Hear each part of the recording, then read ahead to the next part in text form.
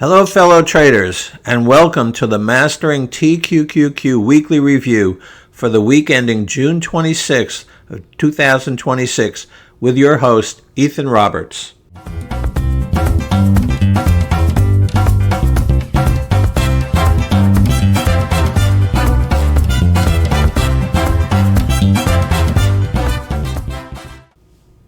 Well, this was really a tough week for TQQQ.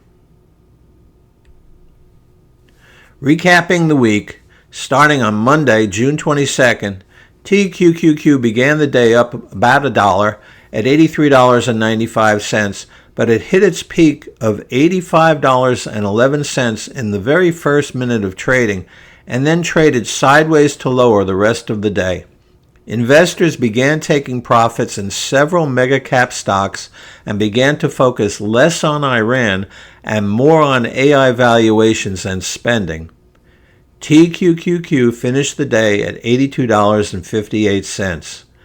There was no panic selling, but the early fizzle was kind of a warning about what was coming. On Tuesday, the stuff hits the fan. TQQQ gapped down over $7 to open at $75.12.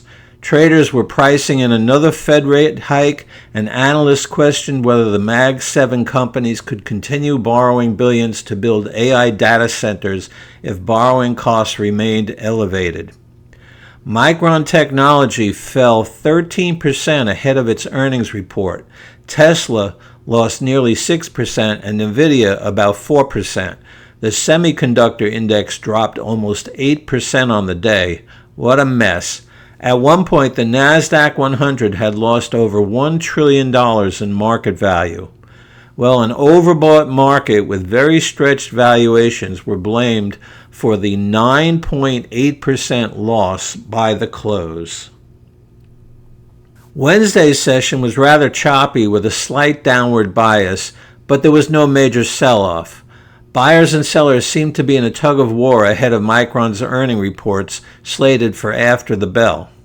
There was one 5-minute time bar around 10:30 a.m. in which TQQQ rebounded from a low of $71.60 to surge to a daily peak at $78.24, almost $7 higher, only to pull back to $73.77 by the end of the time bar. At the end of the day, TQQQ finished at $73.30. Well, Thursday came and Micron Technology posted EPS and revenue that easily beat the analyst estimates. Forward guidance for the next quarter was also well ahead of the street view, and Micron surged 16%. But Apple dropped more than 6% on Thursday after announcing price increases on several MacBook and iPad models due to higher memory costs. Investors were concerned that higher prices could hurt Apple's sales going forward. At the close, TQQQ was up for the day, but down quite a bit from its opening price. On Friday, we got the roller coaster ride. It gapped down from $74.95 to $72.09, but soon recovered to climb back up to $74.69 by 11:45 a.m. Apple also rebounded after Thursday's drubbing, was up about 3% after investors rethought the longer-term impact of raising prices. But thereafter, semiconductor stocks were just thrashed, leading to a sell-off on TQQQ all the way down to $72.24. Then, after a 45-minute rally brought TQQQ back to $73.59, traders blasted it lower over the last 15 minutes, with TQQQ closing at $71.83. While it's not unusual to see traders selling off late on a Friday afternoon, this was not a good sign in a very difficult week. So in summary, Micron's earnings and forward guidance prove that AI demand remains extremely strong, but Friday's sharp semiconductor sell-off showed that the market is becoming a lot less forgiving.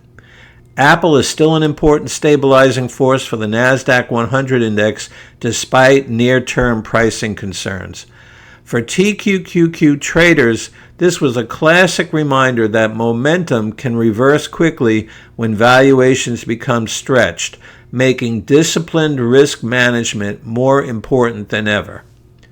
And speaking of risk management, well, I want to announce that I'm having a July 4th sale with 20% off all ebooks, full-length, and mini courses on my website, TQQQacademy.com. And I have several new courses on there, including a new course on how to reduce risk and preserve your profits on TQQQ. So all you have to do is just go on my site, pick out the course or courses that you like, and when you get into the shopping cart, just put in code INDEPENDENCE, and then you will get 20% off on any courses that you select. Well, I'm going to put the website link down there in the first video comment. Taking a look at the biggest Nasdaq 100 winners this week, it was kind of an unusual mix.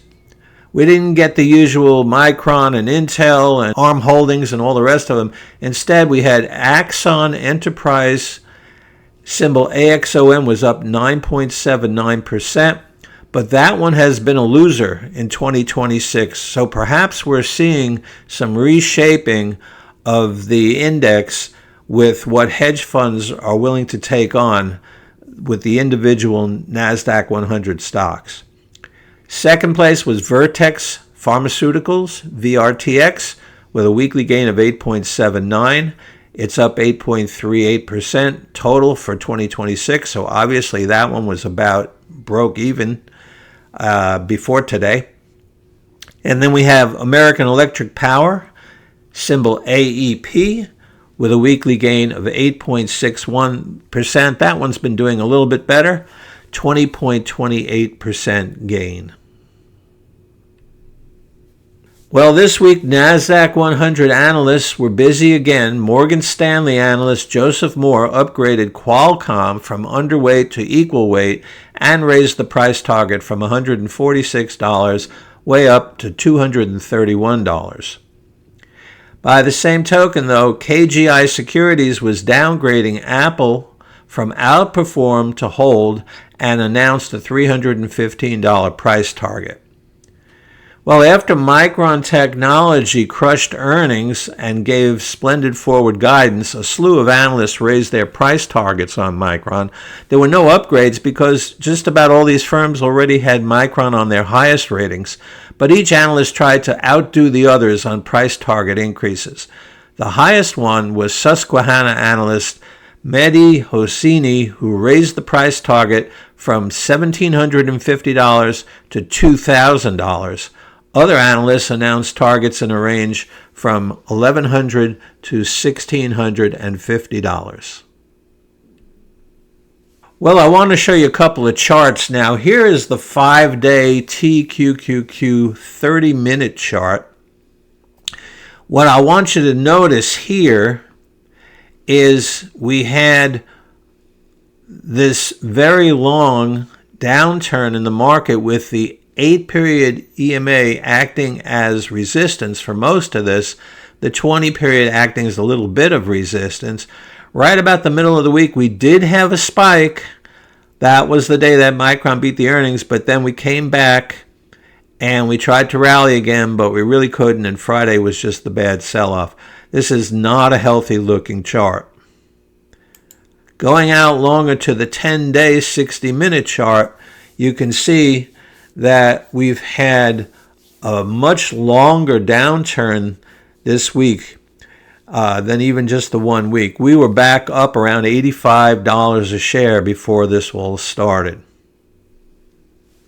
Looking at the prices this week, we see that on Monday we opened at $83.95 and hit that high of $85.11 that I talked about before, but it was all downhill from there.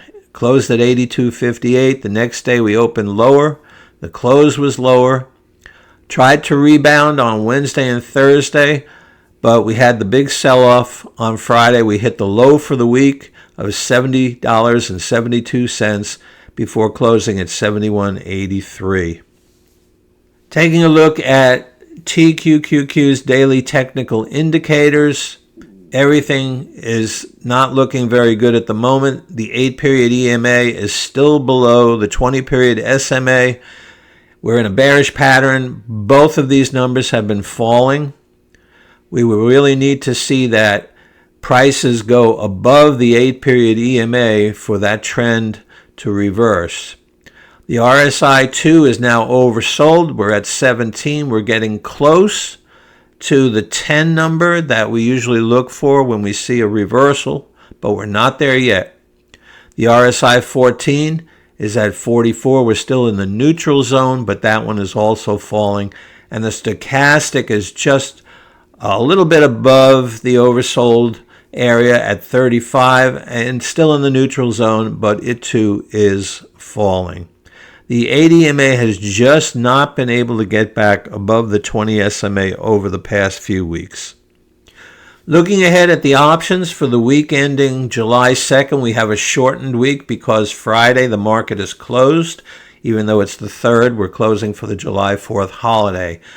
Looking at the calls from 72 to 76, we see the highest volume at the 73 and the 75 calls, and looking at the puts, we see the highest volume at 68 and also at 70.